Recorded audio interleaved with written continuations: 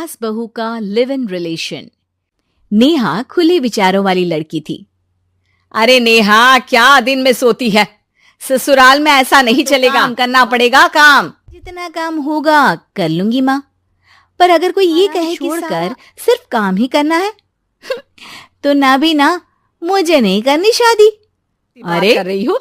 अच्छा चलो जाकर नहा लो, मैं नाश्ता लगा देती हूँ। कॉलेज भी तो जाना है। नेहा कॉलेज के लिए निकल जाती है। वो सोचने लगती है कैसे मैनेज करेगी।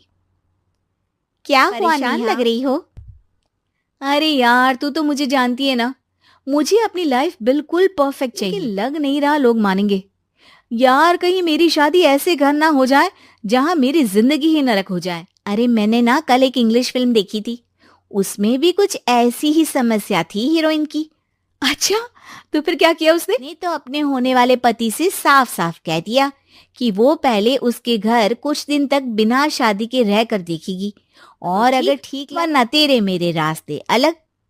अरे हाँ यार, ये तो बिल्कुल सही आइडिया दे रही है तू मुझे।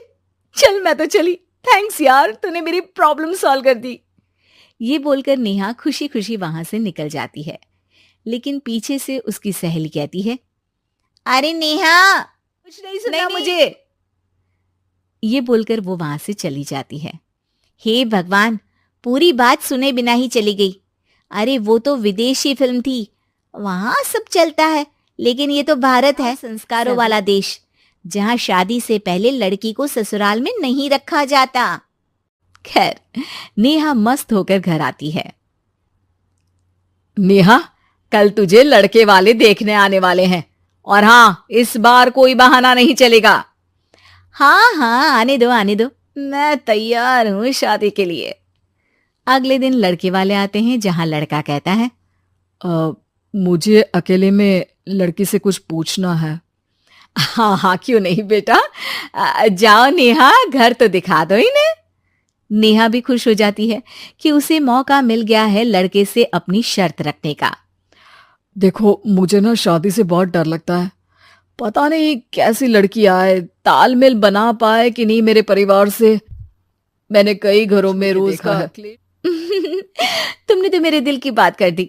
मैं भी यही सोच रही थी कि भाई सास तो अच्छी होनी चाहिए, पति सपोर्ट करे ना करे, रहना तो पूरे दिन सास के साथ है। लेकिन मेरे पास ना इसके लिए एक बहुत अच्छा आइडिया है। अच्छा, कैसा आइडिया?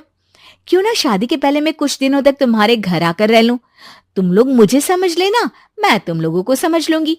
ठीक लगा तो शादी, वरना टाटा बाय बाय। क्यों? लड़के को नेहा की बात में दम लगता है। वो घर के सभी लोगों के सामने नेहा की बात रखता है। अरे पागल हो गई है क्या? ये कैसी शर्त है? अरे शादी से पहले मैं क्यों तुझे किसी और के घर भेजूंगी रहने? अरे लड़की के ख्याल तो 20 साल आगे के हैं, इतनी भी खुले विचारों वाली लड़की नहीं चाहिए हमें। अरे माँ, क्या बुरा और गलत बोल रही है ये? रहना तो हम दोनों का है ना। कल को कोई परेशानी आई तो तुम सब तो ये बोलकर निकल जाओगे कि जिंदगी तुम लोगों को ही निभानी है, तुम लोगों को जो करना है करो। तब क्या करूंगा बताओ? सबके समझाने पर वो लोग मान जाते हैं। वाह, मैं 2-3 दिनों में पैकिंग कर लूंगी, तो आकर मुझे ले जाना। और नेहा पहुंच जाती है विशाल के घर। आओ आओ, ये रहा तुम्हारा कमरा। इस घर में तुम एज अ गेस्ट रहो, तुम्हें बहू की तरह ही ट्रीट करेंगे, और तुम भी उन्हें सास की तरह ही रखना। बस फिर क्या था, शुरू हो जाता है लिव इन सास बहू का ड्रामा। अरे चाय तो बना दे बहू। जी सासू माँ, अभी लाई। नेहा चाय लेकर आती है कि बस चाय लेकर आई हो, इसके साथ पकोड़े भी ले आती। लेकिन आपने तो बताया ही नहीं कि आपको चाय के साथ पकोड़े भी चाहिए। हाँ हाँ, अब तो पता चल गया ना। रात को खाना खाने के बाद नेहा किचन में खटर पटर कर रही होती है। क्या हो रहा है वहां नेहा? माँ जी, मैं ना रात को अदरक वाली चाय पीकर सोती हूँ, ये मेरी आदत है। अच्छा, तो जरा मेरे लिए भी बना देना। दोनों सास बहू रात को चाय पीती हैं। अगले दिन, नेहा, मैं मंदिर जा रही हूँ, मेरी साड़ी निकाल कर बेड पर रख दे। नेहा सास के लिए साड़ी निकाल कर रख देती है। वो देखती है कि उसके आने के बाद से सास ने घर का कोई भी काम करना छोड़ दिया है। यार मैं क्या करूं? ऐसा ससुराल तो मुझे नहीं चाहिए था जिसमें मैं ही सारा काम करूं। मैं तो ऐसा घर चाहती हूं जहां सास और बहू मिलकर किचन में काम करें। हे भगवान, रात को चाय पी ली, पेट में गैस बन गई, अब तो चला भी नहीं जा रहा है। मुझे तो ऐसी बहू चाहिए जो हेल्थ के प्रति कॉन्शियस हो, क्योंकि वो ठीक रहेगी तभी तो मैं ठीक रहूंगी। दोनों समझ जाती हैं कि वो लोग एक दूसरे के लिए नहीं बने हैं। अगले दिन, नेहा, जरा चाय तो ले आना।